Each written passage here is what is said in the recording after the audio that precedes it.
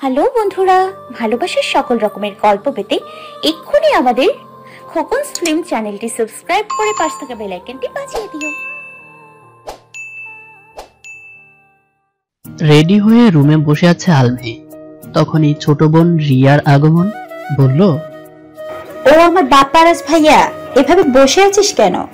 তোরে কতবার বলবো আমারে বাপ্পারাজ বলবি না। আমি মিমের বিয়েতে যাচ্ছি।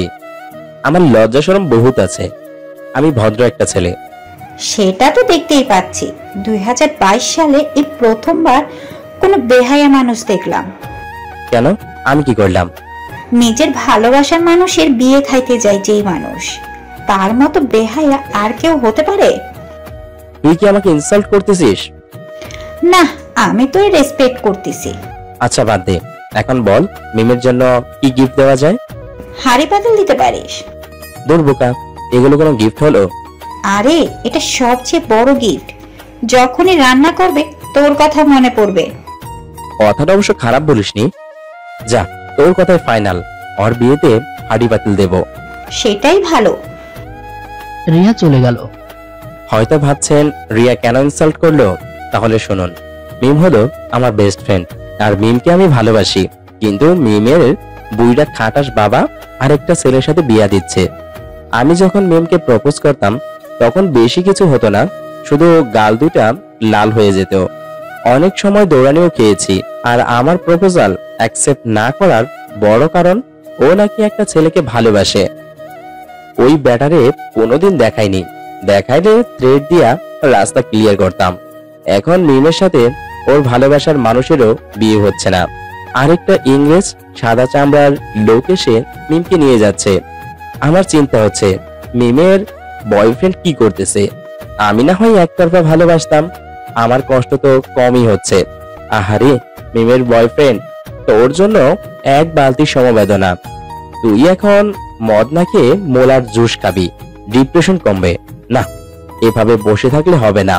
গিফট নিয়ে তো বিয়ে বাড়ি যেতে হবে, না হলে এত টাকার হাড়ি পাতিল নিয়ে যাচ্ছি, খেয়ে দিয়ে দাম ওঠাতে হবে। দুইটা বন্ধু নিয়ে গেলে মন্দ হয় না। আলভি রুম থেকে বের হলো। বের হতেই আম্মুর সাথে দেখা। আম্মু আলভিকে মাথা থেকে পা পর্যন্ত দেখতে লাগলো। আলভি আম্মুকে বলল, আম্মু, এভাবে তাকিয়ে কি দেখতেছো? দেখতেছি আর ভাবতেছি। কি ভাবতেছো? তোর চেহারার সাথে না, এই ড্রেসগুলো না যায় না, অন্য কিছু পরে যা। কেন আম্মু, যায় না কেন? তোরে কেমন যেন পাতলা খানের মতো লাগে। আম্মু, আমি তোমার ছেলে, সো একটু ইজ্জত তো দিবা। তুই কি সম্মানী ব্যক্তি, তোর ইজ্জত দিয়ে কথা বলতে হবে? আল্লাহ জানে বিয়েতে কি বেজাল পাকিয়ে আসিস। আরে আম্মু, তোমার ছেলে মোটেও এমন না। তোমার ছেলে যথেষ্ট ভদ্র। তুই কার কাছে ভদ্র শুনি? আমি সবার কাছে ভদ্র না হলেও পাশের বাসার আন্টির কাছে ভদ্র। কি বলিস? কিভাবে? আরে আন্টি তার মেয়েদের বলে, শিখো আলবির কাছ থেকে শিখো। দেখো কত নম্র ভদ্র ছেলে। তোমাদের মতো সারাদিন ফোন নিয়ে বসে থাকে না, ভদ্রতা শিখো। ওরা কি জানে তুই সারাদিন ফোন নিয়ে বসে থাকিস? ওই সারাদিন বসে থাকি। এই সখিনার মা, ঝাড়ুটা নিয়ে আসো তো। আলভি মার্কেটের দিকে চলে গেল। দুজন ফ্রেন্ডকে ফোন দিতেই মার্কেটের সামনে হাজির। আলভি মনে মনে বলল, শালাদের কাজের কথা বললেই কচ্ছপের চেয়ে স্লো, আর খাওয়ার কথা বললেই 100 ভোল্টের চেয়ে ফাস্ট হয়ে যায়। আহো বাতিজা আহো। তা বাতিজা, আজকে তোর ভালোবাসার মানুষের সাদা বানরের সাথে বিয়ে হয়ে যাচ্ছে, তা ফিলিংস কেমন? আমার ফিলিংস স্যাকাখোর। ফিলিংস স্যাড আছে, ফিলিংস ক্রেজি আছে, কিন্তু ছ্যাঁকাখোর আছে প্রথম শুনলাম। জোকার আঙ্কেল মনে হয় নতুন আপডেট দিয়েছে। তা কি গিফট কিনবি? হাড়ি পাতিল গিফট করব। মানে কি বলতেছিস? বিয়েতে কেউ হাড়ি পাতিল দেয়? আমি দেই। কিন্তু কেন? আরে হাড়ি পাতিল গিফট করলে যখনই রান্না করবে তখনই মনে পড়বে। কথাটা মন্দ বলিসনি। আমি আমার গার্লফ্রেন্ডের বিয়েতে হাড়ি পাতিল গিফট করব। খবরদার, আমাকে কপি করবি না। আরে দোস্ত, তুই মানেই তো আমি, আর আমি মানেই তো তুই। তাহলে তোর বউ আমার বউ, আর আমার বউ তোর ভাবি। ঠিক। একটু পরই বলল, ওই ওই কি বললি? বলছি তোরে গাঞ্জা দিয়া ট্রিটমেন্ট দিতে হবে। চল এখন। চল। তারপর গিফট নিয়ে মিমের বাড়ি গেল আলভি, রাফি আর রিফাত। মিমকে দেখে কলিজা মোচড় দিয়ে উঠল আলভির। হাজার হলেও ভালোবাসার মানুষ। বউ সাজে মিমকে অনেক সুন্দর লাগছে। সবাই বিয়েতে লাল শাড়ি পরে, মিম পরেছে নীল শাড়ি। নীল শাড়ি আমার অনেক পছন্দ, তাই হয়তো মিমকে অনেক সুন্দর আর মায়াবী লাগতেছে। এখন আর ওর মায়ায় পড়ে লাভ নাই, ওই সাদা বানরের বউ হয়ে যাবে। এর চেয়ে আশেপাশের ললনাদের দেখি, আহা, দেখলেই কেমন উল্টাপাল্টা ফিলিংস কাজ করে। এসব ফিলিংস দিয়ে কিছু হবে না, মিমের সাথে আগে দেখা করে আসি। আলভি মিমের কাছে গিয়ে কয়েকটা সেলফি নিল। মিমের মনটা খারাপ, কারণ ভালোবাসার মানুষ ছেড়ে অন্য কারোর সাথে বিয়ে হচ্ছে। আলভি মিমকে বলল, কিরে, তোর মুখে কি শয়তান হিসু করে দিছে? মানে কি বলিস এগুলো? আরে সেলফি নিতেছি, একটু হাসি দে। আমি তোদের ভালোবাসা ছিলাম, আমার বিয়ে হয়ে যাচ্ছে, তোর কষ্ট হচ্ছে না? একটু হচ্ছে, কয়েকদিন পর ঠিক হয়ে যাবে। কিভাবে? কারণ তুই আমাকে বেস্ট ফ্রেন্ড হিসেবে দেখে আসছিস। আমি তোকে একতরফা ভালোবাসতাম, তুই আমাকে ভালোবাসিসনি, তাই আমার এত বেশি কষ্ট হবে না। তোর কষ্ট হচ্ছে না? হলেও কিছুই করার নেই। তা আমার জন্য কি গিফট নিয়ে আসছিস? এমন গিফট নিয়ে আসছি তুই কল্পনাও করতে পারবি না। তাই বল, কি গিফট নিয়ে আসছিস? কি এমন গিফট আনছিস? ডায়মন্ডের রিং নাকি? আজকে বেস্ট ফ্রেন্ড হিসেবে নিজেকে সার্থক মনে হচ্ছে। আরে ধর বোকা, না। তাহলে কি? আমি তোর বিয়েতে গিফট হিসেবে হাঁড়ি বাতিল দিছি। মানে কি? কেউ কারো বিয়েতে হাড়ি পাতিল দেয়? আরে আমি দেওয়ার পিছনে একটা বিশাল কারণ আছে। কি কারণ? কারণটা হলো, তুই যখনই রান্না করবি তখনই আমার কথা মনে পড়বে। কম দামের মধ্যে সারা জীবন মনে রাখার মতো এটাই সেরা গিফট। তোর গাল দুটো লাল করার আগে এখান থেকে ভাগ। ওকে, যাচ্ছি, আমি তোর আপন ছিলাম। আলভি চলে আসলো, কারণ থাপ্পড় খাইলে মান ইজ্জত যেত। ক্ষুধা পেয়েছে, খাওয়া দাওয়া করা উচিত। আলভি বন্ধুদের নিয়ে চলে গেল খাবার টেবিলে। বন্ধুদের সাথে ইচ্ছে মতো বিরিয়ানি খাচ্ছে আর গিফটের দাম তুলতেছে আলভি। এমন সময় মিমের ছোট ভাই রিশাদ এসে বলল, ভাইয়া, আব্বু আপনাকে ডাকতেছে। এখনই আসতে হবে? খুব জরুরি। আচ্ছা চলো। আর তোরা ইচ্ছে মতো খাস, পারলে পুটলা ভরে নিয়ে যাস, আর আমার বিয়ে মনে করে খা। রিশাদ আলভির দিকে হা করে তাকিয়ে আছে।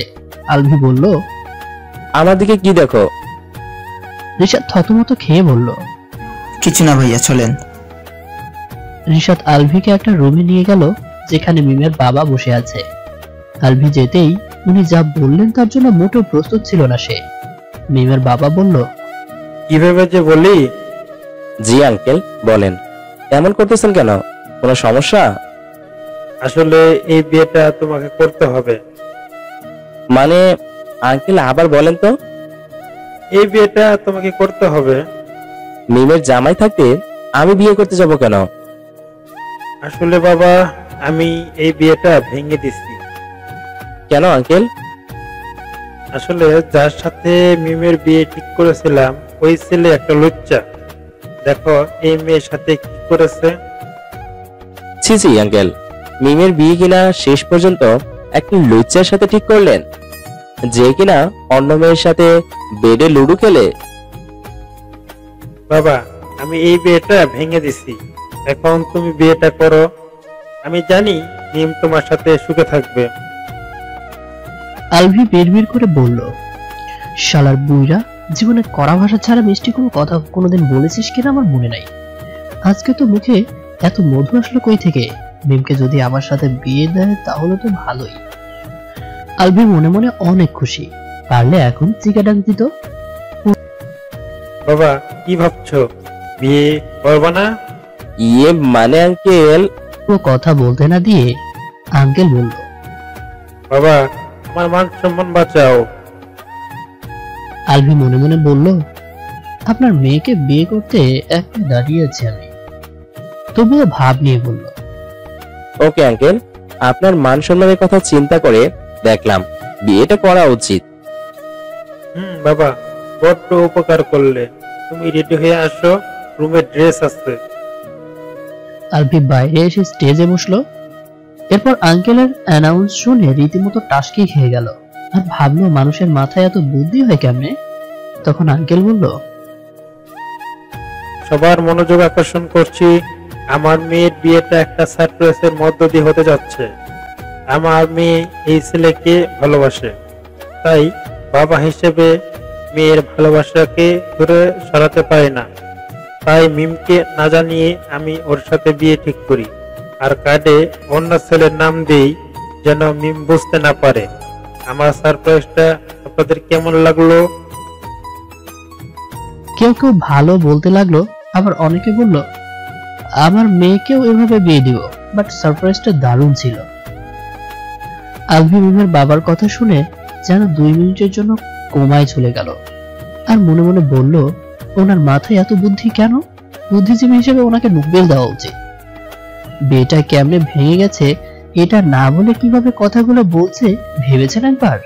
এটা নাকি সারপ্রাইজ ছিল। আলভি মিমের দিকে তাকিয়ে দেখলো তার দিকে চোখ বড় বড় করে তাকিয়ে আছে। এমন সময় বন্ধুরা এসে বলল, এটা কিন্তু ঠিক না। মানে কোনটা ঠিক?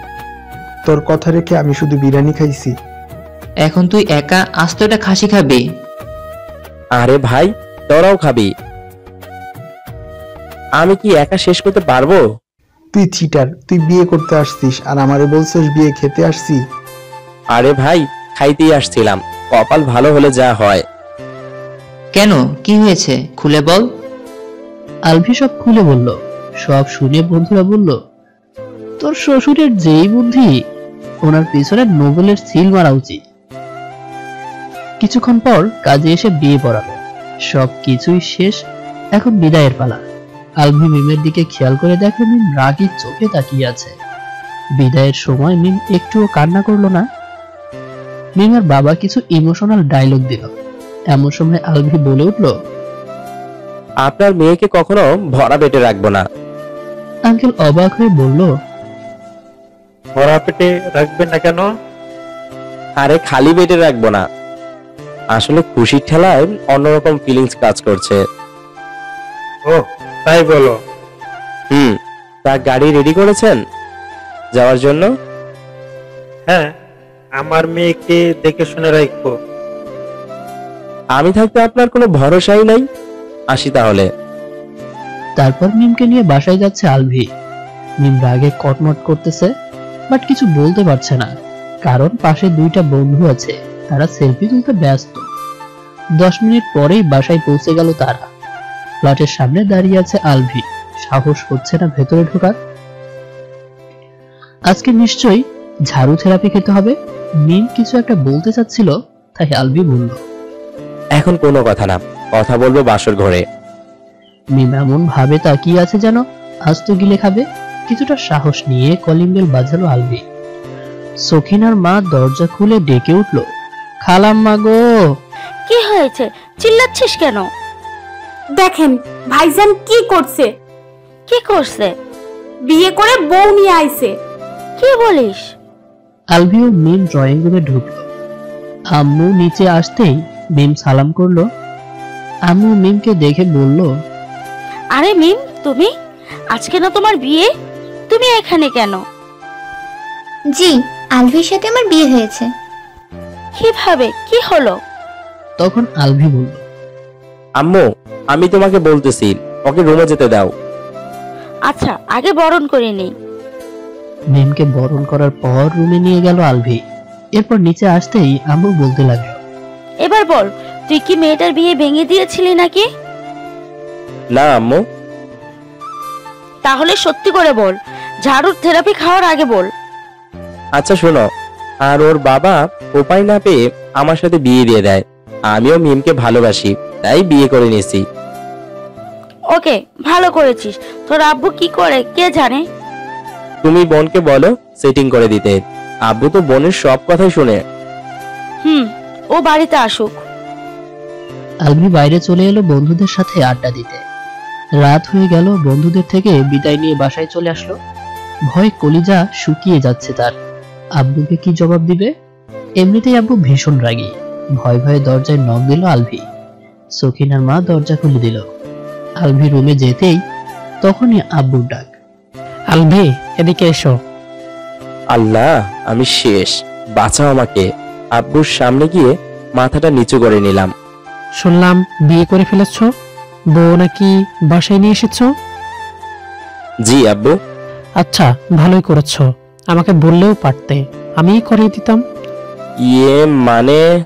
হয়েছে, আর ইয়ে মানে করতে হবে না, শুধু আমার মেয়ের জন্য তোমাদের মেনে নিলাম।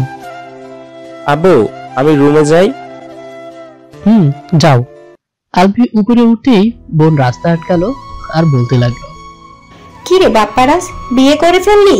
আমাকে একটা কল দিয়ে বলতে পারলি না?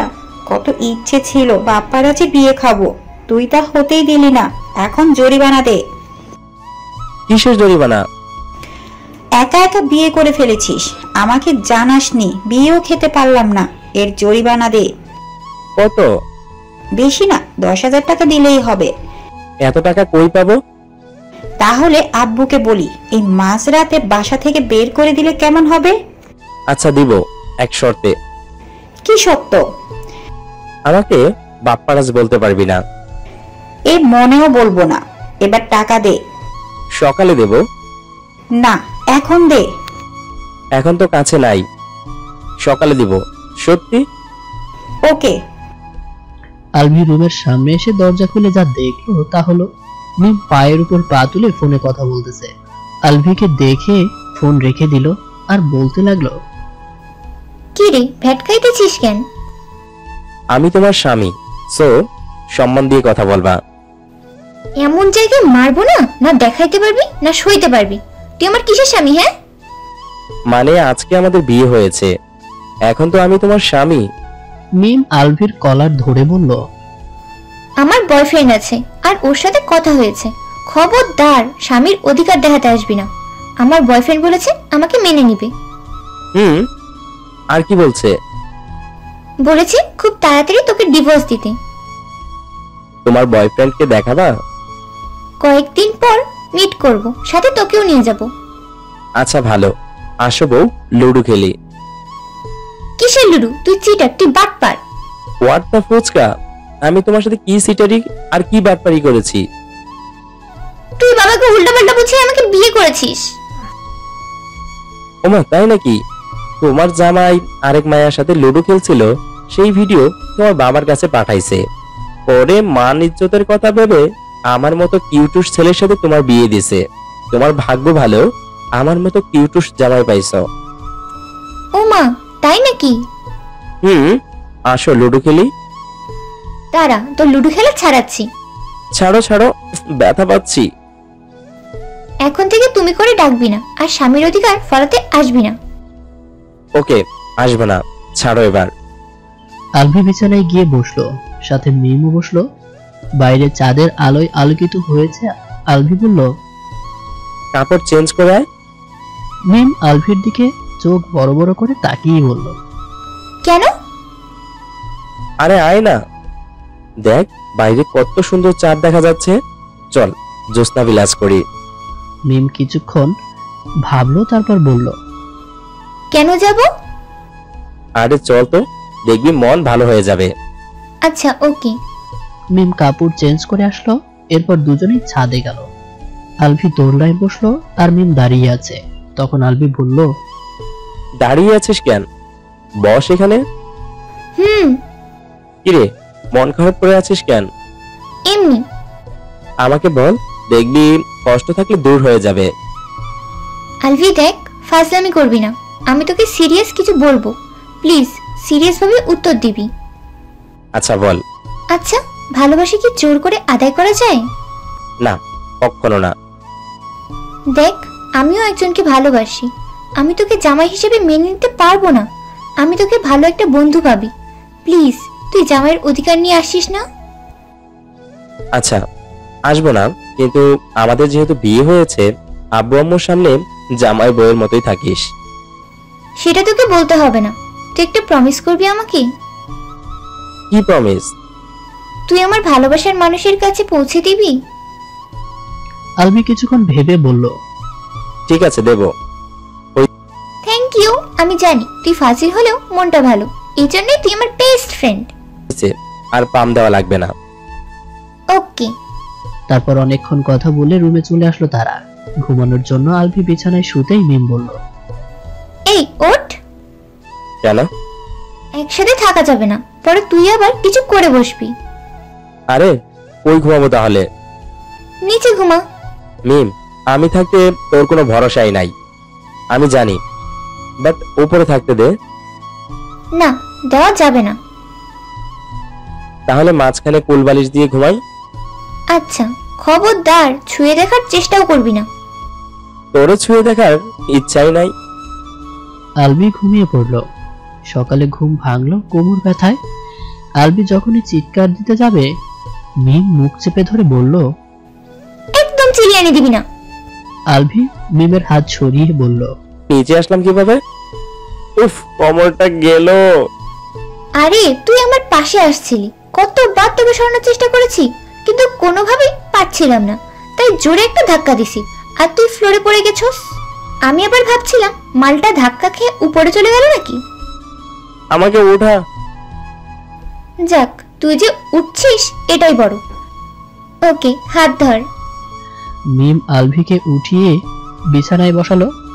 এরপর ড্রেস নিয়ে ওয়াশরুমে ঢুকলো শাওয়ার নিতে। মিম আসতেই আলভি বলল, আমরা তো রাতে কিছু করিনি, তাহলে শাওয়ার নিলি কেন? আরে শাওয়ার না নিলে বুঝে যাবে, তুইও শাওয়ার নে। আমি পারবো না। এটা কি দেখছস? কি আবার ঝাড়ু? ঝাড়ু থেরাপি দেওয়ার আগে শাওয়ার নিতে যা। ঝাড়ু রাখ, যাচ্ছি। যা। আলভি শাওয়ার নিয়ে বাইরে এসে দেখে মিম ফোনে তার বয়ফ্রেন্ডের সাথে কথা বলছে। আলভি কিছুটা কষ্ট পেল। আলভিকে দেখে মিম ফোন রেখে দিল। আলভি বলল, রেখে দিলি যে? তোর সামনে কথা বলতে লজ্জা করবে তাই। ও আচ্ছা। বাড়িতে বেশ আওয়াজ হচ্ছে আজ। ছোটখাটো অনুষ্ঠান হবে। মিমের বাড়ির কিছু মানুষকে দাওয়াত দেওয়া হয়েছে। আলভি ও মিম খাবার খাচ্ছে আর মানুষের বিভিন্ন কথার উত্তর দিচ্ছে। এমন ভাবে কথা বলছে মনে হচ্ছে দুজন দুজনকে পেয়ে অনেক খুশি। দুপুরে সকলে দাওয়াত খেতে আসলো। দিনটা হাসি ঠাট্টার মাঝেই কেটে গেল। পরের দিন আলভির ঘুম ভাঙলো মিমের পানি দেওয়ার জন্য। আলভি বলল, এভাবে আর কখনো ঘুম ভাঙাবি না। কেন? পানি ঢেলে ঘুম ভাঙালে আমার ভীষণ রাগ হয়। তাহলে এটা প্রতিদিন অ্যাপ্লাই করব। আমিও বদদোয়া দিব। কি বদদোয়া? তোর সাথে যেন তোর বয়ফ্রেন্ডের মিল না হয়। ফালতু কথা বাদ দে, যা ফ্রেশ হয়ে আয়। ওকে। রাগ নিয়ে ওয়াশরুমে গেল আলভি। তারপর ছাদে গিয়ে ব্রাশ করতে লাগলো। তখন ছোট বোন পেছন থেকে এসে বলতে লাগলো, ওরে চিটার, ওরে পাটপার। আলভি পেছনে তাকিয়ে বলল, কি হয়েছে, চিৎকার করছিস কেন? আমার টাকা কই? কিসের টাকা? কালকে যে টাকা দেওয়ার কথা ছিল, দিস নাই কেন? আমি কখন, কোন দিন আর কোন সময় বলছি যে টাকা দেব? ও ভুলে গেছিস তাই না? আব্বুকে যখন উল্টা পাল্টা বোঝাবো তখন সব মনে পড়বে। আরে না না বোন, আমি এক্ষুনি রুমে যাব আর টাকা নিয়ে এসে তোকে দেব। আমি তো ইয়ার্কি করছিলাম, আব্বুকে বলার কি আছে। ওকে যা, টাকা নিয়ে আয়। আজকে সকালটাই আমার জন্য বাসময় সকাল। দাঁত ব্রাশ শেষ করে ওয়াশরুমে ফ্রেশ হলাম। তারপর টাকাগুলো নিয়ে বোনকে দিলাম। মনে হচ্ছে রক্ত দিচ্ছি। রিয়া আলভিকে 2 টাকার নোট দিল। তখন আলভি বলল, এই 2 টাকা নিয়ে কি করব? 2 টাকা দিয়ে দুটো চকলেট খাস। তোর 2 টাকা তুই রাখ। আলভি রুমে চলে গেল আর মিমকে সাথে নিয়ে খেতে গেল। দুজনে খাবার খেলাম। আম্মু অনেক কথাই বলল। আমার এক কান দিয়ে ঢুকেছে তো অন্য কান দিয়ে বের হয়েছে। খাওয়ার শেষে বন্ধুদের সাথে আড্ডা দিতে গেলাম। আলভি কিছুক্ষণ আড্ডা দিল। তারপর ফুচকার দোকান থেকে 2টা পার্সেল ফুচকা নিয়ে আর কিছু চকলেট কিনে বাড়ি ফিরল। একটু লেট হয়ে গেল বাসায় ফিরতে। আম্মু কিছুক্ষণ বকা দিল। এরপর একটা পার্সেল অর্ধেক চকলেট বোনের কাছে দিলে খুশি হয়ে গেল আর বাকিটা মিমকে দিতেই বলল, এগুলো কেন আনছিস? তুই খাবি তাই। এতক্ষণ কই ছিলি? আড্ডা দিচ্ছিলাম। আরো পরে আসতি, আমি ক্ষুধায় শহীদ হলে। কেন, তুই এখনো খাসনি? না, তোকে রেখে খেলে আম্মু কি ভাববে, তাই খাইনি। আচ্ছা, আমি ফ্রেশ হয়ে আসি, তুই এগুলো খা, এরপর নিচে গিয়ে খাবো। ওকে। তারপর আলভি ফ্রেশ হয়ে মিমের সাথে নিচে গিয়ে খেয়ে এসলো। বিকেলে আলভি গেম খেলছিল, এমন সময় মিম বলল, আলভি, আমাকে ডিভোর্স দিবি কবে? মানে ডিভোর্স দেবো কেন? ডিভোর্স না দিলে আমি আমার ভালোবাসার মানুষের কাছে যাব কেমন করে? তাও ঠিক, তবে 6 মাস থাকতে হবে আমার সাথে। এতদিন কেন? ডিভোর্স দিতে 6 মাস লাগবে। ও, রেডি হয়নি? কেন? বাড়ি থেকে নিতে আসছে। 1 মিনিট অপেক্ষা কর, আমি 10 মিনিটে আসছি। ওকে। শ্বশুর বাড়িতে এসে দরজায় নক দিলে আলভি শ্বশুর দরজা খুললে আলভি বলল, আসসালামু আলাইকুম শ্বশুর আঙ্কেল। ওয়ালাইকুম আসসালাম। কিন্তু শ্বশুর আঙ্কেল কি? বুঝতে পারেননি? তাহলে বুঝিয়ে বলছি। বলো। আগে আপনাকে আঙ্কেল বলে ডাকতাম, এখন আপনার মেয়েকে বিয়ে করেছি, তাই বাবা বলা উচিত। কিন্তু ভেবে দেখলাম কোনটা বলে আপনাকে সম্বোধন করা যায়, তাই শ্বশুর আঙ্কেল বলেছি। বুঝতে পারছি, এখন থেকে আঙ্কেল বলে ডেকো না, আঙ্কেল ডাকাটা কেমন জানি শোনা যায়। আচ্ছা, তাহলে শ্বশুর ফাদার বলে ডাকি। ওকে। আলভি ও মিম রুমে এসে ফ্রেশ হয়ে নিল। এরপর মিম তার মায়ের সাথে কথা বলতে গেল। আলভি বসে আছে, তখন মিমের ভাই রিসাত এসে বলল, তোমার জন্য আমার জিএফ আমার সাথে ব্রেকআপ করে দিছে। ওর কথা শুনে মনে হলো মাটি ফাঁক হয়ে গেছে আর আমি উপরে উঠে এসেছি। পুচকুর বয়স সবে মাত্র 6 থেকে 7 বছর হবে, বাট অনেক দুষ্টু। আমি বললাম, তোর জিএফ আছে?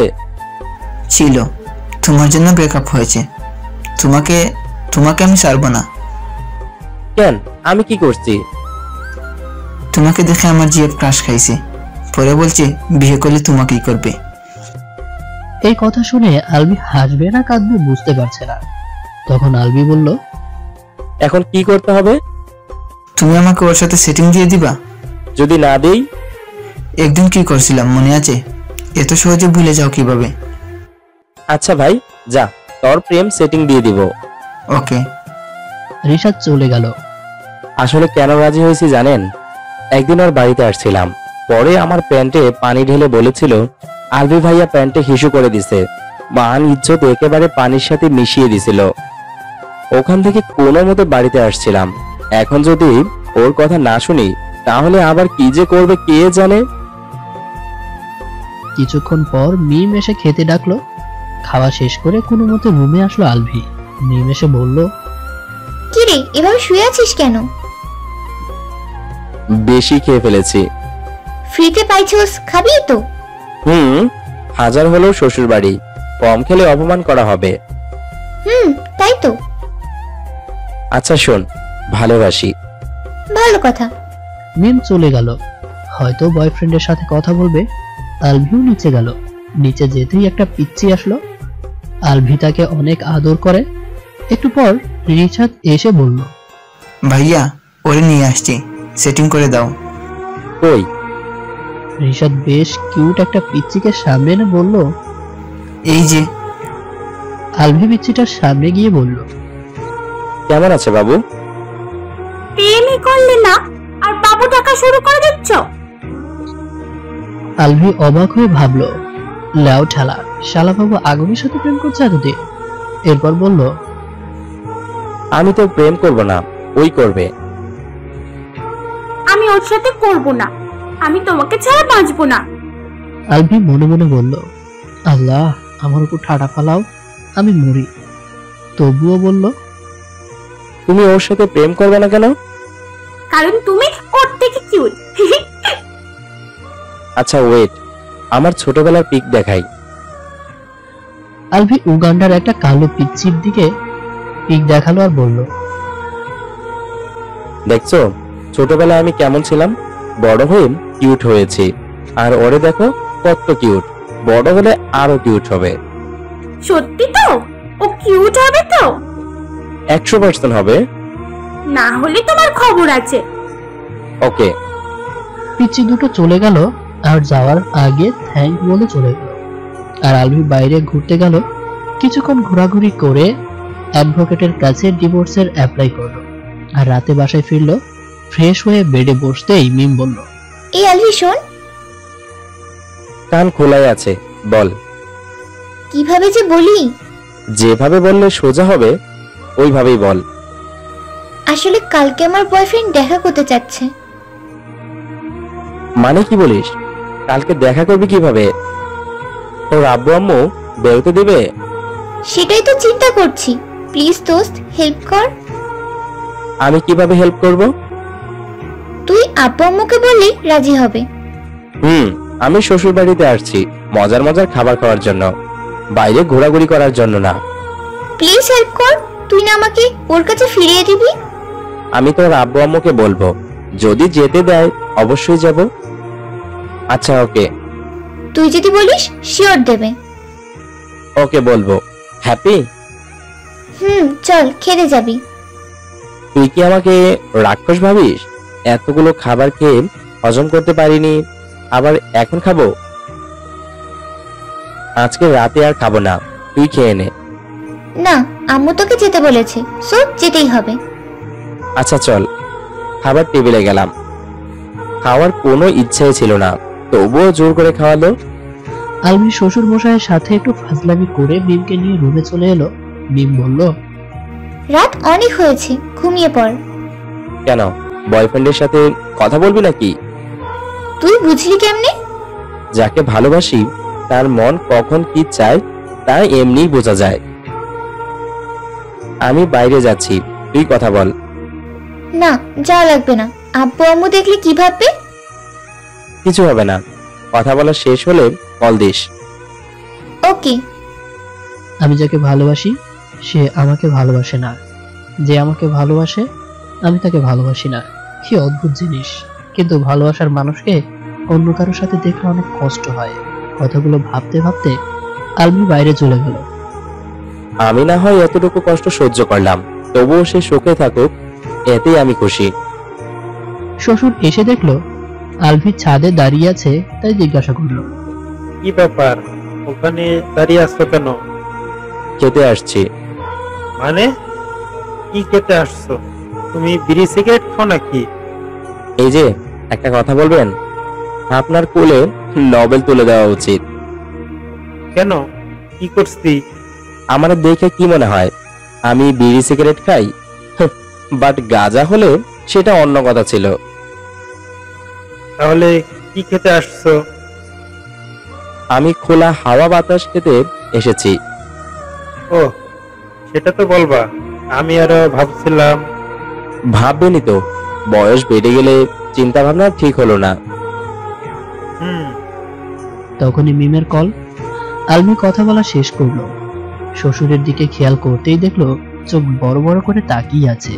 জিজ্ঞেস করলো, কে ফোন দিছে?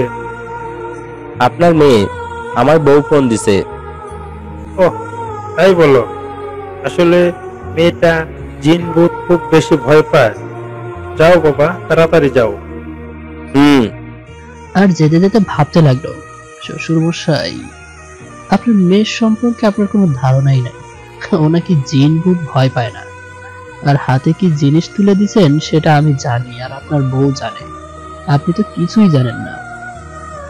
রুমে এসে আলভি মিমকে বলল, কিরে, কথা বলা শেষ? কি বললি? কালকে যে মিট করব এগুলোই। ও অনেক হ্যাপি হয়েছে। ওকে, ঘুমিয়ে পড়। ওকে। মিম ঘুমিয়ে আছে আর জানালা দিয়ে চাঁদের আলো তার মুখে পড়ছে। এতে মিমকে আরো মায়াবী লাগছে। আলভির চোখে ঘুম নেই। মিমের দিকে তাকিয়ে ভাবছে, ইস, ও যদি আমাকে ভালোবাসতো। আমার যেটা বেশি চাই সেটা পাওয়ার সম্ভাবনা খুব কম, তবে ভাগ্যে থাকলে হবে। কত স্বপ্ন ছিল কেউ একজন বিয়ের পর আমাকে বুকে মাথা রেখে ঘুমাবে, তার নিঃশ্বাস আমার বুকে পড়বে, প্রতিটা হৃদস্পন্দন আমি শুনতে পারবো। ভাবতে ভাবতে ঘুমিয়ে পড়ল আলভি। সকালে ঘুম ভাঙলো সুরসুরিতে। আলভি তাকিয়ে দেখে রিশাদ তার কানে সুরসুরি দিতেছে, তার পাশে মিম বসে হাসতেছে। আলভি মিমের দিকে কিছুক্ষণ তাকিয়ে থাকলো। আজ মিমকে একটু বেশি সুন্দর লাগছে। আলভি রিশাদকে বলল, এভাবে ঘুম ভাঙালি কেন? আপু শিখাই দিছে। তখন মিম বলল, ভার্সিটিতে যেতে হবে।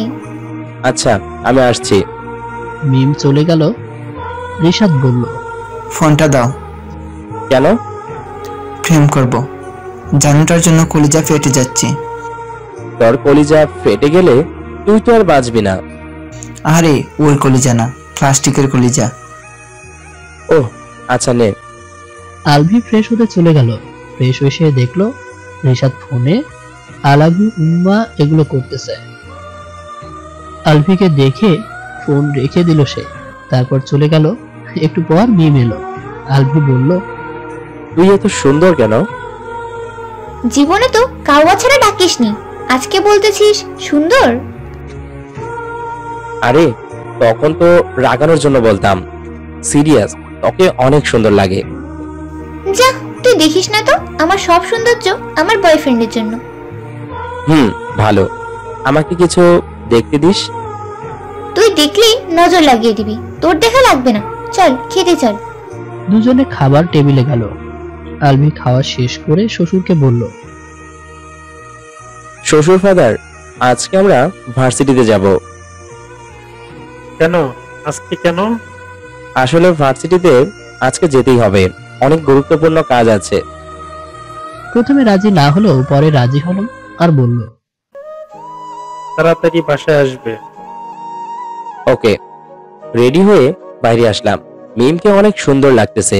হয়তো ভালোবাসার মানুষের জন্যই এত সাজ। দুজনে রিস্কাই করে ভার্সিটির গেটের সামনে আসলাম। আলভি মিমকে বলল, কিরে তোর বয়ফ্রেন্ড কই? কল দে। দিচ্ছি। মিম কল দিল। কথা শেষে বলল, আমাদের ডিপার্টমেন্টের পেছনে গাছের নিচে দাঁড়িয়ে আছে। চল তাড়াতাড়ি। দুজনেই সেখানে গেল। আলভি ছেলেটাকে চিনতে পারলো, নাম আবির, একজন প্লে বয়। তবুও ভদ্রতার খাতিরে বলল, হ্যালো ভাইয়া, ভালো আছেন? আবির একটু ভাব নিয়ে বলল, ভালো আছি। আলভি আর জিজ্ঞাসা করলো না, অনেক ভাব দেখাচ্ছে। আলভি মনে মনে বলল, চান্দু, আমি সব না জানলেও তোমার ব্যাপারে অনেকটাই জানি। তোমার চরিত্র মিয়া খলিফার মতো পবিত্র, বাট মিম এগুলো না জেনেই প্রেম করেছে। যদি জানতো তাহলে তো প্রেম করতো না। এখন যদি আমি সব বলে দেই তাহলে মিম বিশ্বাস করবে না, উল্টো আমাকে ভুল বুঝবে। প্রমাণ নিয়ে করতে হবে। শালার ভালো ছেলেদের কপালে জিভ জোটে না, খারাপদের জিভের অভাব নেই। আলভিকে ভাবনায় মগ্ন থাকতে দেখে মিম বলল, কি রে, কি ভাবছিস এত? না, ভাবছিলাম তোদেরকে অনেক সুন্দর মানাইছে। দেখতে হবে না বয়ফ্রেন্ড টাকার? অনেক কষ্ট হচ্ছে আলভির। এমন পরিস্থিতিতে পড়তে হবে ভাবেনি সে। তবুও হাসি মুখে কথা বলছে ওদের সাথে। আবির বলল, তুমি একটু ওইদিকে যাও, আমি ওর সাথে কথা বলি। ও কেন যাবে? থাকুক। না, আমার লজ্জা করবে। প্লিজ ভাই যাও। আচ্ছা আমি যাচ্ছি। আমার জীবনে খারাপ মুহূর্তগুলোর মধ্যে এটা একটা। অবশ্য সবরে মেওয়া ফলে। আমার কপালে মিম আসলেও আসতে পারে। আলভি দূরে দাঁড়িয়ে মিমদের কথা বলা দেখছে। আবির এমন ভাব ধরছে যেন ভাজা মাছটাও উল্টে খেতে জানে না। আলভি ভাবছে, আমার জানা মতে আবির তো এমন না, ও তো অনেক নোংরা। তাহলে মিমের সাথে এভাবে কথা বলছে কেন? এর পেছনে কি অন্য কোনো স্বার্থ লুকিয়ে আছে? কি জানি কি প্ল্যান আবিরের। মিম 15 মিনিট কথা বলল। আবির চলে গেল। আলভির কাছে মিম আসতেই আলভি বলল, কিরে, সব ঠিকঠাক আছে তো? ছেলেটা অনেক সরল সোজা, সহজভাবে সবকিছু বুঝে নিচ্ছে। কেমন সরল সোজা সেটা আমি জানি। কি রে, আজকে কি মনোবিজ্ঞানী হয়ে গেছিস? এখানে আসার পর ভাবনার জগতে হারিয়ে যাচ্ছিস, কথা কম বলতেছিস। আরে না এমনি। এখন বল, তোর বয়ফ্রেন্ডকে কি কি বলছিস? ও জানতে চাইছে আমাকে ডিভোর্স কবে দিবি। ও আচ্ছা, পেয়ে যাবি। Thank you. দুজনেই চুপচাপ হাঁটছে। মিম ভাবতে লাগলো, কি হলো আলভির? ছেলেটা যে এত কথা বলতো, সে আজকে এত চুপচাপ কেন? কারণ জানতে আলভিকে জিজ্ঞেস করলো, কি রে, আজকে সূর্য কোন দিকে উঠেছে? প্রতিদিন উত্তর দিকে ওঠে, আজকে দক্ষিণ দিকে উঠেছে। সেটাই তো দেখতে পাচ্ছি। তোর মন খারাপ কেন? নাকি আমার বয়ফ্রেন্ড পছন্দ হয়নি? আরে কি বলিস, তোর বয়ফ্রেন্ড অনেক সুন্দর। তাহলে তোর মন খারাপ কেন? মানুষের মন আর আকাশের রং সবসময় এক থাকে না। ও তাই নাকি? আচ্ছা, একটা কথা বলি, আবির যদি আমার সাথে ফ্রেন্ডশিপ করতে না দেয়? আরে ও মোটেও এমন না। যদি করে তাহলে কি করবি? সেটা সময় আসলেই বোঝা যাবে। ওহ। ভার্সিটির বাইরে এসে আলভি বলল, বাসায় যাবি না? যাব। দাঁড়া, রিক্সা ডাক দেই। আলভি রিক্সা ডাকলো। দুজনেই রিক্সাতে চড়ে বসলো। মাঝ পথে মিম বলল, এই আলভি, আইসক্রিম খাবো। এই মাঝ রাস্তায় আইসক্রিম কোথায় পাবো? ওই যে দেখ। আচ্ছা, আমি নিয়ে আসছি। আলভি রিক্সাওয়ালাকে দাঁড়াতে বলে দুইটা আইসক্রিম নিয়ে আসলো। আইসক্রিম এনে একটা রিক্সাওয়ালা চাচাকে আর একটা মিমকে আলভি দিল। আমার এসব লাগবে না, তুমি খাও বাজান। না আঙ্কেল, এটা আপনার জন্য নিয়ে আসছি, আপনি খান। তাছাড়া আজকে অনেক গরম। তোমার মনটা অনেক ভালো। এই জন্যই আমার লাইফে অনেক কষ্ট, বলতে গেলে বাঁশবাগানের মালিক। মিম আইসক্রিম খাচ্ছে, একবার আলভির দিকে তাকাচ্ছে আর একবার চাচার দিকে তাকাচ্ছে। একটু পরেই মিম আলভির সারা মুখে আইসক্রিম মাখিয়ে দিল। আলভি বলল, এটা কি হলো? আইসক্রিম মাখালি কেন? আমার মন চাইছে তাই। দেখ তোর কত কিউট লাগতেছে। দাঁড়া, সেলফি তুলি। আসছে সেলফি তুলতে, দিলি তো 12টা বাজিয়ে। আলভি আর মিম ঝগড়া করতেছে। চাচা রিক্সা চালাচ্ছে আর মিম মিটমিট হাসছে। আশেপাশের মানুষগুলো এমন ভাবে তাকিয়ে আছে যেন এলিয়েন দেখতেছে। বাসার সামনে আসলে আলভি ভাড়া মিটিয়ে দিল। চাচা ভাড়া নিয়ে বলল, তোমাদের সম্পর্কটা অনেক মধুর, সারা জীবন একে অপরের পাশে থেকো। ওনার কথা শুনে আলভি আর মিম ভেবাচাকা খেয়ে গেল। দুজনে রুমে এসে আরো কিছুক্ষণ ঝগড়া করলো। এরপর আলভি শাওয়ার নিল। দুপুরের খাবার খেয়ে শুয়ে আছে আলভি, মনে শান্তি নেই। এখন মিম বয়ফ্রেন্ডের সাথে কথা বলবে, তাই আলভি বাইরে এলো একটু শান্তির জন্য। আলভি বাইরে এসে দেখে মিমের ভাইয়ের রিশাতের জিএফ কান্না করতেছে। আলভি মনে মনে বলল, না, এই জীবনে শান্তি পাবো না, শান্তির মা মরে গেছে। আলভি পিচ্চিটার কাছে গিয়ে বলল, কি গো, এভাবে কান্না করিস কেন? ভাইয়া, আমি শেষ। তোর দেখি সব আছে, তাহলে কি শেষ? ভাইয়া, আমি প্রেগনেন্ট। আল্লাহ, দড়ি ফালাও।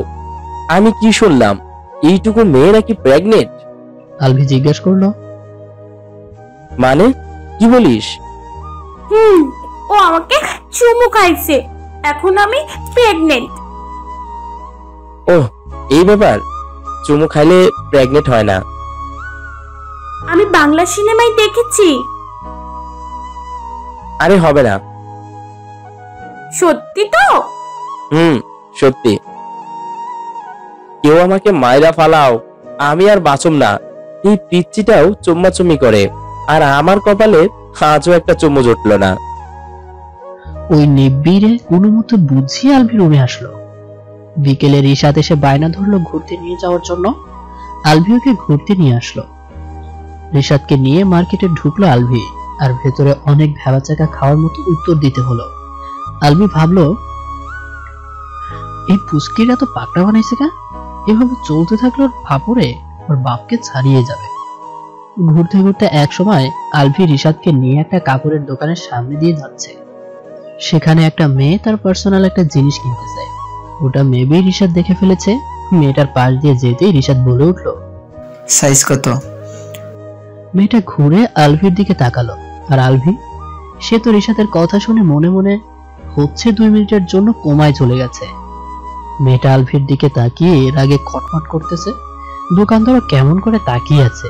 ওরা ভাবতেছে আলভি হয়তো শিখিয়ে দিয়েছে, কিন্তু আলভি তো থ হয়ে দাঁড়িয়ে আছে। আলভি মনে মনে, আল্লাহ এই পাবলিকের মার খাওয়ার হাত থেকে বাঁচাইয়া দাও, আজকে আমি শেষ। মেয়েটাকে আলভি কিছু বলতে যাবে, তখনই রিশাদ বলে উঠল, বললে না তো সাইজ কত। মেয়েটা আবার রাগে আগুন হয়ে গেল, এই বুঝি সব জ্বালিয়ে দিবে। তখন রিশাদ বলে উঠল, আরে তোমার জুতার সাইজ কত। আল্লাহ তুমি আমাকে রক্ষা করলা, নয়তো এই পুচকু আমাকে পাবলিকের মাইর খাওয়াইতো। এবার আলভি রিশাদকে বলল, জুতার সাইজ জানতে চাইবি যখন, তখন নামটাও জেনে নিতে পারতি। তুই কিসের সাইজ জানতে চাইছিস, আমি জানবো কি করে? বেশি কথা বললে মুখে ব্যথা করে, তাই বললাম সাইজ কত। আলভি মেয়েটার দিকে তাকালো, মেয়েটা ভীষণ লজ্জা পেয়েছে। দোকানদারও ভেবাচাকা খেয়ে গেছে। ওরা হয়তো ভাবতেছে পিচ্ছি এটা কি বললো, এখন কি কেলেঙ্কারি হয়ে যেত। আলভি সেখান থেকে চলে গেল। মেয়েটার অবস্থা দেখার মতো ছিল, সেও অন্য দোকানে চলে গেল।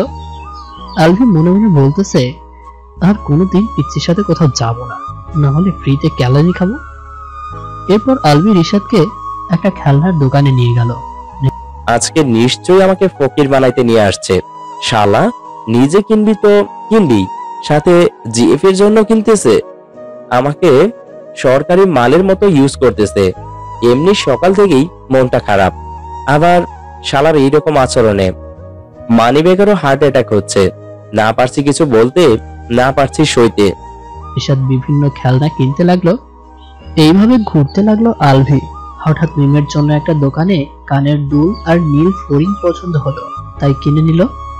রিশাদ তো বায়না ধরলো এগুলো কিনবে। আলভি জিজ্ঞেস করলো, তুই কার জন্য কিনবি? আমার কলিজার জন্য। ভাই তোর কলিজাটা কত বড়, দেখাইবি আমাকে? আমার জিএফ যত বড়, আমার কলিজাও তত বড়। ও আল্লাহ, কাটা ফালাও, আমি আকাশে চলে যাই। সব কেনাকাটা শেষে রিশাদ বায়না ধরলো পার্কে যাবে। আলভিও মনে মনে হ্যাপি খুশি, এই বুঝি টাকা খরচ হবে না, তাই সেও নাচতে নাচতে চলে গেল। পার্কে ঢুকে দুজনে জায়গা খুঁজতে লাগলো। বসার মতো জায়গা পাচ্ছে না।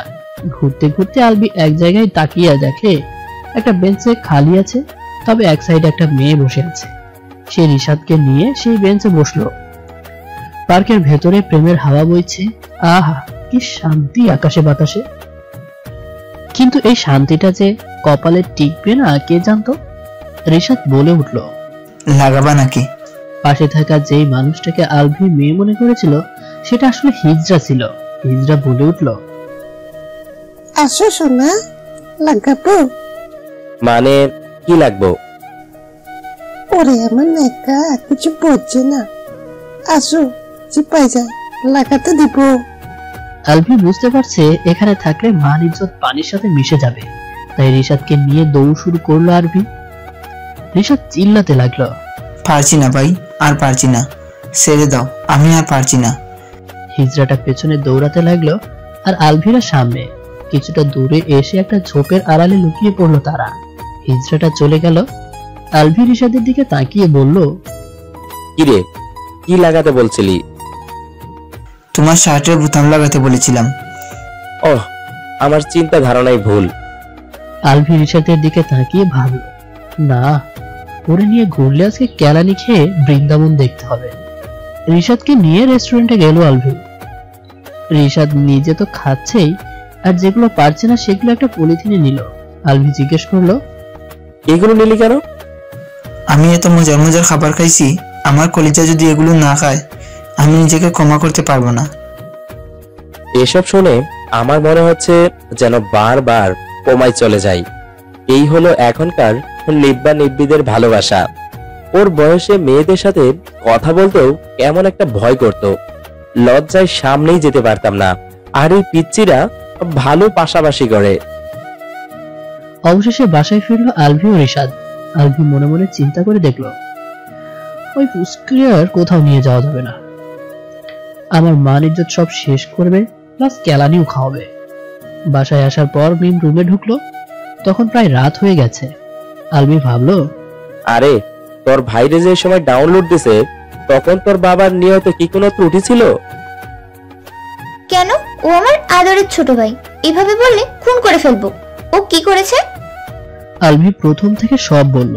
মিম হাসতে হাসতে বলল, ও কি এসব বুঝে নাকি? তোমার ভাই যে কি জিনিস সেটা আমি জানি।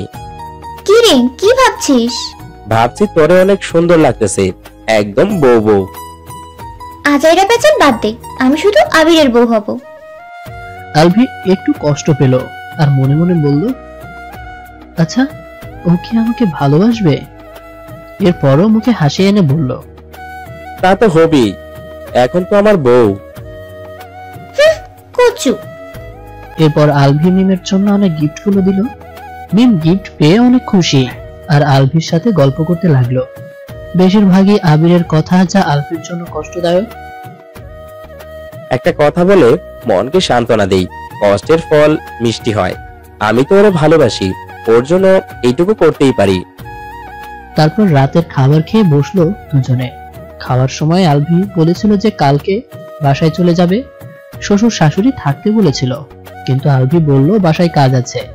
মিমও রাজি হয়ে গেল। সকালে কারুর ভেজা চুলের পানিতে ঘুম ভাঙলো আলভির। তাকিয়ে দেখে মিম আয়নার সামনে দাঁড়িয়ে চুল মুছতেছে। আলভি কিছুক্ষণ অপলক তাকিয়ে থাকলো সেদিকে। মিম আলভিকে এভাবে তাকিয়ে থাকতে দেখে বলল, কি রে, কখন ঘুম ভাঙলো? আর আমার দিকে এভাবে তাকিয়ে কি দেখিস? কেন, এক মায়াবী পরি দেখি। তোর মাঝে এত মায়া কেন? ওই কি বলিস তুই? আর কিসের পরি? এবার আলভির ঘোর কাটলো। আলভি বলল, কিরে, কিছু বললি? তুই আমার দিকে এভাবে তাকিয়েছিলি কেন? কোন সময় তাকিয়েছিলাম? এই একদম মিথ্যা বলবি না, বল তাকিয়েছিলি কেন? বউয়ের দিকে যে কোনো সময় তাকানো যায়, আর সুন্দরী বউ হলে তো সারাদিন দেখতেই ইচ্ছে করে। কচুর বউ। আমি বারবার তোর প্রেমে পড়ে যাচ্ছি। লাভ নেই, আমার মন আবির ছাড়া কাউকে দেওয়া পসিবল না। আমাকে দে না, ওর থেকে বেশি ভালোবাসবো। তুই এই সকাল থেকে কি শুরু করলি? আমি তো আমার ভালোবাসা প্রকাশ করছি, অনেক ভালোবাসি তোকে। তুই আমাকে ভালোবাসলেও আমি তোকে ভালোবাসি না। কেন বাসিস না? এত কিছু বলতে পারবো না, যা ফ্রেশ হয়ে আয়। মিম চলে গেল। আলভি মন খারাপ করে ফ্রেশ হতে গেল। কি যে করি, ভালোবাসার কথা বলে 1000 বার ব্যর্থ হয়েছি। ওর পিছনে যেভাবে লেগে থাকি, কোনো কিছু জোড়া দিতে যে ফেভিকলের ঘাম ব্যবহার করা হয়, এটাও বোধহয় সেভাবে লেগে থাকে না। এসব ভাবতে ভাবতে রুমে চলে আসলো আলভি।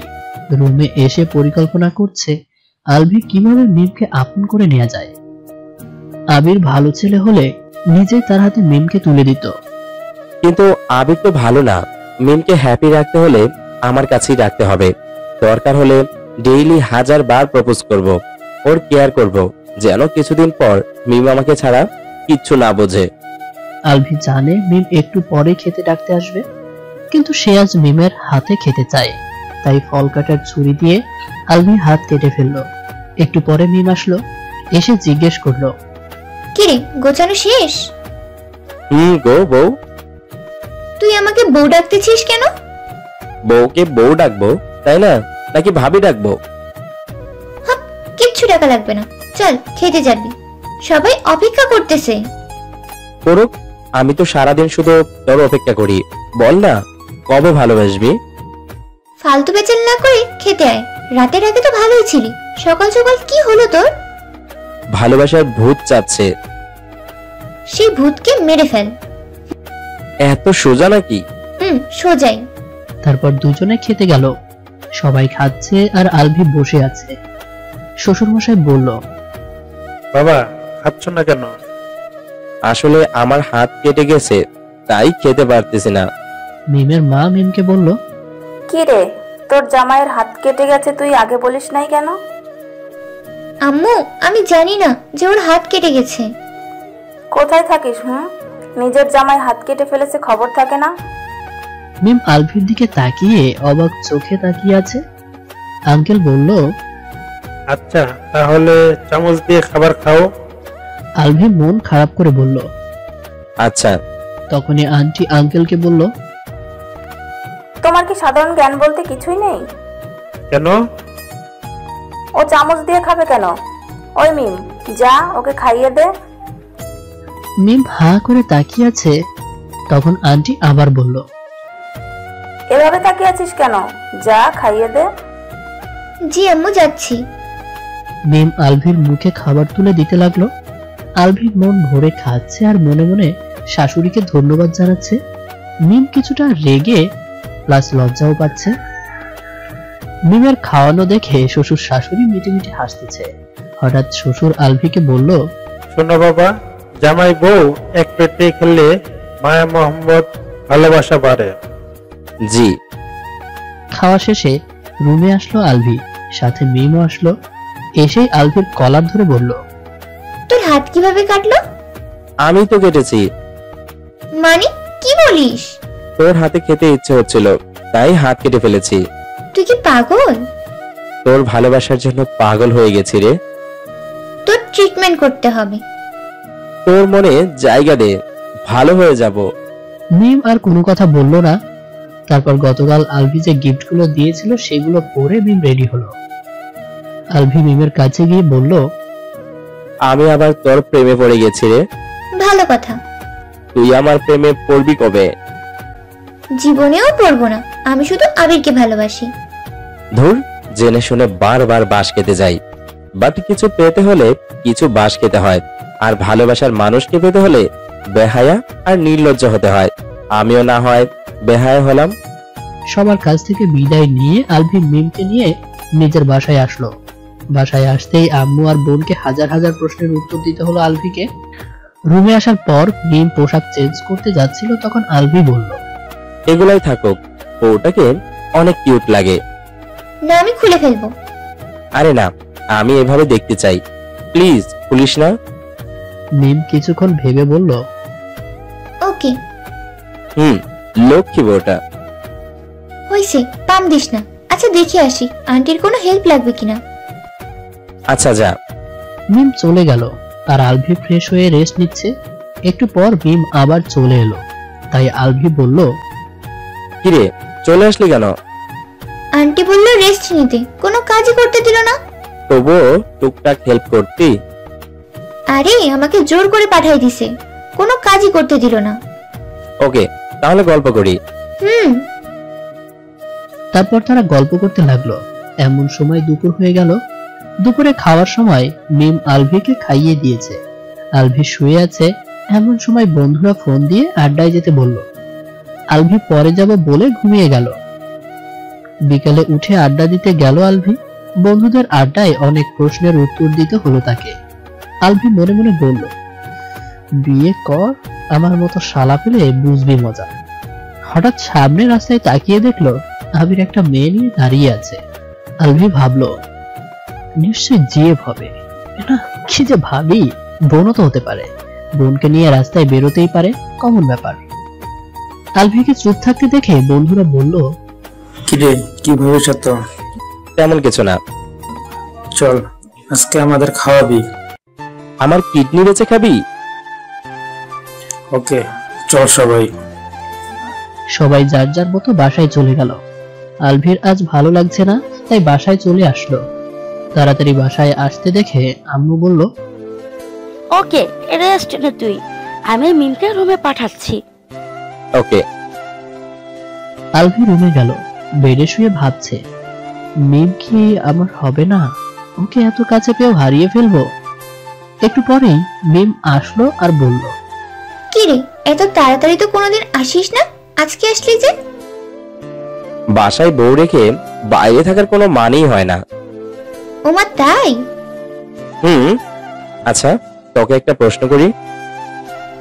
কর। আবিরের কোনো বোন আছে? কেন, তুই প্রেম করবি নাকি? কি যে বলিস, প্রেম করবো কেন? আরে বল না। তাহলে জানতে চাইছিস কেন? না, ওর কোনো বোন নেই, ও বাবা মায়ের একমাত্র সন্তান। ওহ, তাহলে ওটা জিএফ ছিল। আমি জানি আবির মিমকে এমনিতেও মেনে নিবে না, হয়তো ওর কোনো চাল আছে মিমকে নিয়ে। আলভি মিমকে বলল, তোর কাছে একটা জিনিস চাইবো, দেবী? কি জিনিস? তোর হাসি মাখা মুখটা দেখতে ইচ্ছে করতেছে, একটু হাসবি? মিম অবাক হয়ে ভাবছে এরকম কারো বায়না হতে পারে। মিম একটু হাসলো, সাথে লজ্জাও পেল। Thank you. এটা বলেই ছাদে চলে গেল আলভি। কিছুক্ষণ পর মিমও ছাদে আসলো। মিম বলল, কিরে একা একা কি করিস? তোর কথা ভাবি। কি এত ভাবিস? তুই রূপকথার কোনো এক পরীর মতো। তা মারিস না। তুই কি ফুটবল নাকি? না। সত্যি ভালোবাসি তোকে। কিন্তু আমি বাসি না।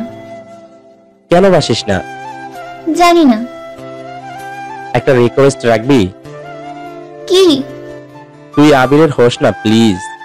এটা রাখতে পারবো না। তবে কি? তবে যতদিন আছি আমাকে যদি পটাতে পারিস তবে থেকে যাব। ওকে। বেশ কিছুক্ষণ কথা বলল তারা। রাত 10টায় রুমে আসলো দুজনেই। ছোট বোন এসে খাওয়ার জন্য ডেকেছিল, তবে দুজনেই না করে দিয়েছে। আলভি ইয়ারফোনে গান শুনছে আর মিম আবিরের সাথে কথা বলছে। আলভির একটু ইচ্ছে হলো ওদের কথা শুনতে, তাই মিউজিক অফ করলো। মিম বলছে, এসব কিছুই হবে না, আগে বিয়ে হোক তারপর সব হবে। ওপাশ থেকে কি বলছে তা শুনতে পায়নি আলভি। হয়তো জোর করতেছে, যার কারণে মিম ফোনটা কেটে দিল। আলভির কেন জানি ঘৃণা হতে লাগলো মিমের উপর। একরাশ ঘৃণা নিয়ে ঘুমিয়ে পড়লো আলভি। সকালে আলভি মিমকে ডেকে তুললো। ঘুম থেকে উঠেই থাপ্পড় মারলো আলভিকে। মনে হয় রাতের রাগটা আলভির উপর দেখালো। দিনের শুরুতেই থাপ্পড় খেয়ে মনটা ভীষণ হয়ে গেল আলভির। তবুও হাসি মুখে বলল, তোর হাতে এত জোর, দাঁত নাড়িয়ে ফেলেছিস। মিম অবাক হয়ে তাকিয়ে আছে। এভাবে তাকানো লাগবে না, যা ফ্রেশ হয়ে আয়। আলভির বাবা দুজনকেই একসাথে ভার্সিটিতে যেতে বললেন। রিকশায় করে ভার্সিটিতে যাওয়ার সময় মিম কিছু একটা বলতে চাইছে, বাট বলতে পারছে না। তাই আলভি বলল, কিছু বলবি? আসলে সরি, সকালে তোরে চড় মারার জন্য। রাতে ভীষণ রাগ উঠেছিল, তাই মাথা ঠিক ছিল না। আরে সরি বলার কি আছে, আমি কিছু মনে করিনি। তারপর দুজনে অনেক কথা বলল। ভার্সিটিতে এসে আলভিকে রেখে আবিরের কাছে চলে গেল। আলভি ভাবলো, আগে তো আবিরের সাথে এত বেশি দেখা করতো না, আজকে আমাকে একা রেখেই চলে গেল। আলভি বন্ধুদের কাছে গেল। মিমের কথা জিজ্ঞেস করতেই আলভি বলল, কাজিনের সাথে দেখা করতে গেছে। ভার্সিটিতে ছুটি দিলে বাসায় চলে আসলো আলভি আর মিম। সকালে ভার্সিটি, বিকেলে ঘুরতে যাওয়া, রাতে ছাদে আড্ডা দেওয়া ছিল রোজকার রুটিন। এভাবেই চলে গেল 2 মাস। এই 2 মাসে অনেক কিছুই ঘটেছে। আলভি অনেক কেয়ার করেছে মিমের।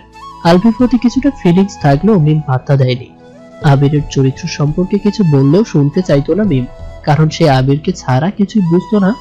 সব প্রমাণ থাকা সত্ত্বেও অপমান করতো সে, কিছুই বিশ্বাস করতে চাইতো না। শত অপমান অবহেলা সহ্য করার পরেও আলভি মিমের পিছু ছাড়েনি। আলভি মিমের অভ্যাসে পরিণত হয়ে গেছে সে। এই 2 মাসের মাঝে বড় একটা কাহিনী ঘটে গেছে। সেটা হলো, একদিন মিম আর আবির ঘুরতে গিয়েছিল। সেটা আলভির বাবা দেখে ফেলেছিল। বাসায় আসতেই আব্বু বলল, কিরে আলভি, তোর বউ পরপুরুষের সাথে ঘোরাঘুরি করে, কারণ কি? মিম অনেক ভয় পেয়েছিল সেদিন। সে ভাবছিল আলভি যদি সব বলে দেয় তবে সব শেষ। কিন্তু আলভি সব দোষ নিজের ঘাড়ে নিয়েছিল। আব্বু সেদিন কয়েকটা থাপ্পড় দিয়েছিল, বলেছিল, বউকে সময় দিতে পারবি না, তবে বিয়ে করেছিলি কেন? এখনই আমাদের মান সম্মান শেষ করবি তোরা? এমন ভাবে অনেক কষ্টদায়ক কথা সহ্য করতে হয়েছিল আলভিকে। এমনিতেই আলভি বাড়ির অনেকটা অবহেলিত। মা একটু খোঁজ খবর রাখতো তার, কিন্তু তিনিও অবহেলা করতে লাগলেন। এভাবে চলছিল আলভির দিন। মিমের জন্য অনেক কষ্ট সইতে হয়েছে তাকে। পরিবারের সবাই তাকে ঘৃণা করতে লাগলো। এমনই একদিনের ঘটনা, লাইফের মোড়টা ঘুরে গেল তাদের। ভার্সিটির ক্যাম্পাসে বসেছিল মিম আর আলভি। এমন সময় মিমের ফোনটা বেজে উঠলো। আবিরের ফোন দেখে রিসিভ করলো সে। হ্যালো আবির। আমি আবির না। আপনি কে? আবিরের ফোন আপনার হাতে কেন? আবির একটা মেয়েকে নিয়ে বাইক অ্যাক্সিডেন্ট করেছে, যার ফলে দুজনে মারা গেছে। মানে কি বলছেন? আপনার মাথা ঠিক আছে? ও মরবে কেন? জি, ও মারা গেছে। আপনারা এই ঠিকানায় চলে আসুন। মেয়েটা ফোন রেখে দিল। মিমের কান্না দেখে আলভি বলল, কিরে কি হয়েছে? আবির মারা গেছে। কি বলিস? এভাবে? বাইক অ্যাক্সিডেন্টে। ও মাই গড, ঠিকানা জেনেছিস? চল তাহলে। পথে মিমের কান্না থেমে গেছে। দুজনে মেয়েটার বলা ঠিকানায় গেল। ততক্ষণে আবিরদের পরিবার চলে এসেছে। আবিরের পাশে মেয়েটার লাশ পড়ে আছে। অনেকেই অনেক কথা বলছে, তবে আবির আর মেয়েটার পরিবারের কথা শুনে মিম ও আলভি অবাক। মেয়েটার মা কাঁদতে কাঁদতে বলল, সব শেষ হয়ে গেল বিয়ান। মনটা হবে আমি কল্পনাও করতে পারিনি। মিম ওদের কথা শুনে টাসকি। তবুও শিওর হতে আলভিকে জিজ্ঞেস করলো, কি রে, একজন আরেকজনকে বেআইন ডাকলো কেন? জানি না, চল জিজ্ঞেস করি। কাকে বলবি? আলভি একটা ছেলেকে দেখিয়ে বলল, ওইটা মনে হয় মেয়েটার ভাই, চল যাই। ছেলেটার কাছে গিয়ে আলভি বলল, এই মেয়েটা তোমার কি হয়? আমার আপু হয়, আর পাশেরটা আপুর হাজবেন্ড। মিম এবার বুঝতে পারলো আবির তাকে ঠকাচ্ছিল।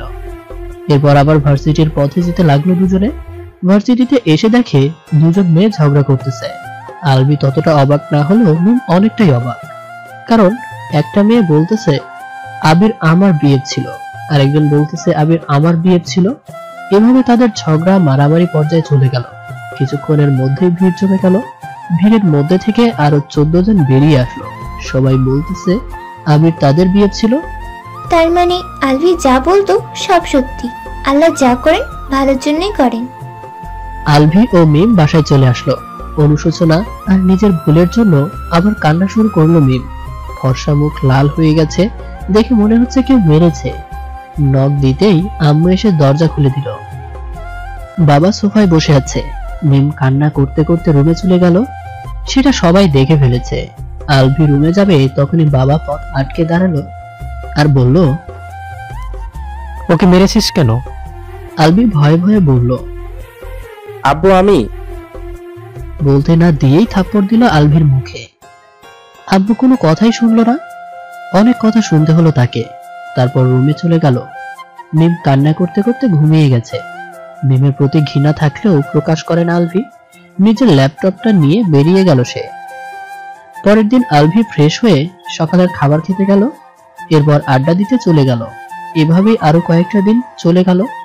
মিম কথা বলতে চাইলেও আলভি তার সাথে প্রয়োজন ছাড়া কথা বলে না। তাছাড়া আলভি বিশ্বাস করে মানসিক আঘাতপ্রাপ্ত কাউকে সঙ্গ দিয়ে ইমপ্রেস করা উচিত নয়। মিমের প্রতি আলভির ঘৃণাটা তীব্র হয়েছে, তাই তার সাথে অতিরিক্ত কথা বলে না।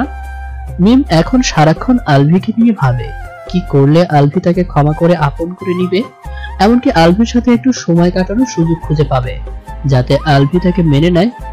মিম বাবা মায়ের সামনে নিজের ভুল স্বীকার করেছে, ক্ষমাও চেয়েছে। সকলে মাফ করলেও আলভি করেনি। আর আলভির বাবা মা তাদের ভুল বুঝতে পেরে লজ্জিত।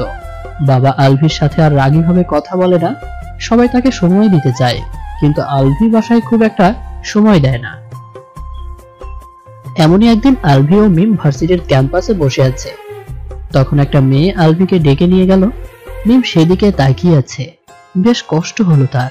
মিম ভাবলো আবিরের সাথে গেলে আলভিরও বুঝি এমন কষ্ট হতো। মিম অনেকক্ষণ অপেক্ষা করলো আলভির জন্য। অবশেষে আলভি এসে বলল, বাসায় যাবি? তারপরেই দুজনে বাসায় চলে গেল। এই মেয়েটার সাথে আলভি প্রতিদিন কথা বলে। মেয়েটার নাম প্রিয়া। দেখতে দেখতে কেটে গেল আরো 4 মাস। এর মাঝে আলভির উপর দিয়ে একটা ঝড় বয়ে গেছে, যেটা সামলাতে পারেনি সে। সেটা হলো প্রিয়াকে বিয়ে। প্রিয়ার সাথে পরিচয় হবার 2 পরিবারের সম্মতিতে বিয়ে হয়েছিল। কাহিনীটা হলো, একদিন আলভি আড্ডা দিতে যাচ্ছিল, তখন পেছন থেকে একটা আঙ্কেল বলে উঠল, তুমি কি আলভি? কিন্তু আপনি? আমি প্রিয়ার বাবা। তোমাকে একটা রিকোয়েস্ট করি, কিছু মনে করো না। জি আঙ্কেল। আমার মেয়েটার ব্রেন ক্যান্সার ধরা পড়েছে লাস্ট স্টেজে। ডাক্তারের রিপোর্ট অনুযায়ী 2-3 মাস বাঁচবে হয়তো। ট্রিটমেন্ট দিলেও বাঁচার চান্স নেই। ও নিজেও সেটা জানেন না। ওকে কখনো কষ্ট দিও না বাবা। আলভি সেদিন প্রিয়ার বাবার কথাটা ফেলতে পারেনি। আর দুদিন পরেই প্রিয়া আলভিকে প্রপোজ করে। আলভিও রাজি হয়ে যায়, কিন্তু প্রিয়া এমন কিছু চেয়ে বসবে আলভি কল্পনাও করতে পারেনি।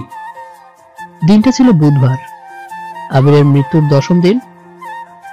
প্রিয়া আলভির বিয়ে হয়েছে জেনেও তাকে বিয়ের প্রপোজাল দিয়েছিল, কিন্তু কে জানতো সেদিন তাদের বিয়ে হয়ে যাবে। আলভি বাসায় গিয়ে সারপ্রাইজড হয়েছিল সেদিন। আলভি বাসায় এসে দেখে প্রিয়ার বাবা মা আর মিমের বাবা মা তার আব্বু আম্মুর সাথে বসে আছে। আলভি সেদিকে এক পলক তাকিয়ে রুমে চলে গেল। মিম আলভিকে দেখে মন খারাপ করে বলল, প্রিয়া অনেক ভালো মেয়ে, তুই ওকে বিয়ে করে নে। মানে? এটা আমার রিকোয়েস্ট, প্লিজ না করিস না। আলভি সকলের অনুরোধে সেদিন বিয়েটা করেছিল। প্রিয়া হাসি খুশি প্রাণবন্ত মেয়ে ছিল। কয়েকদিন ধরেই সবার মন জয় করে নিয়েছিল সে। আলভি নিজেও তাকে খুব গভীরভাবে ভালোবেসে ফেলেছিল। মিমের দেওয়া কষ্ট মুহূর্তেই ভুলে গিয়েছিল সে। মেয়েটা সারা বাড়ি মাতিয়ে রাখতো সবসময়। আলভি না চাইলেও প্রিয়া জোর করে নিজের অধিকার ভালোবাসা আদায় করে নিত। এভাবে প্রায় 2 মাস কেটে গেল। এমনই একদিন প্রিয়া আলভির কাঁধে মাথা দিয়ে গল্প করছিল। হঠাৎ তার নাক দিয়ে রক্ত বের হতে লাগলো। আলভির খেয়াল হতেই সবাইকে চিৎকার করে ডেকেছিল। ততক্ষণে প্রিয়া ঢলে পড়তে লাগলো। আলভি কাঁদতে কাঁদতে তাকে দ্রুত হাসপাতালে নিয়ে গেল। আলভির পেছনে সবাই এসেছে। প্রিয়া আর মিমের মা বাবা খবর পেয়ে ছুটে এসেছিল সেদিন। কেবিন থেকে প্রিয়া আর জীবিত ফেরেনি, চলে গেছে না ফেরার দেশে। এরপর 1 মাস চলে গেল, কিন্তু আলভি নীরব হয়ে গেছে। রোজ প্রিয়ার স্মৃতি নিয়ে ভাবে আর নামাজ শেষে দোয়া করে। মিমও আলভির সাথে নামাজ আদায় করে। সব সময় কেয়ার নিতে থাকে আলভির, তবে সেরকম কোনো পরিবর্তন পায় না মিম।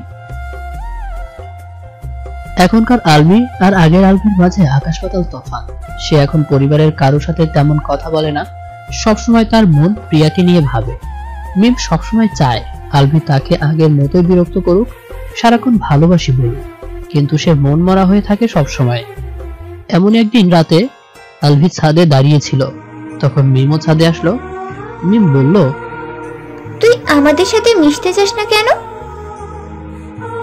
সময়ের সাথে মানুষের আচরণও পরিবর্তন হয়। এরপর আলভি রুমে চলে গেল।